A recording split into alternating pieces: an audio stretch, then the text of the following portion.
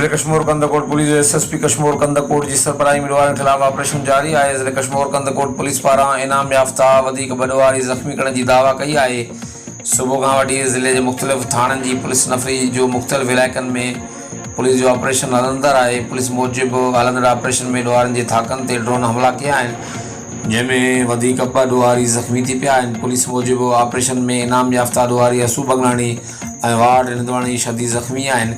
Police सुबह का वठी हिन वक़्त ताईं कुकारी गैंग के 6 ॾोहारनि समेत 8 ॾोहारनि खे ज़ख्मी किया है।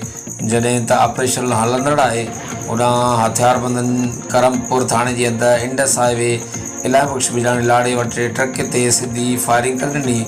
ट्रक अमले ट्रक तां लही भॼी जान बचाए वरिती। पुलिस पहुती। पुलिस जी फायरिंग बाद हथियारबंद फरार थी विया। फायर सब इलाइक़े में ख़ौफ़ हिरास पकड़िजी वियो।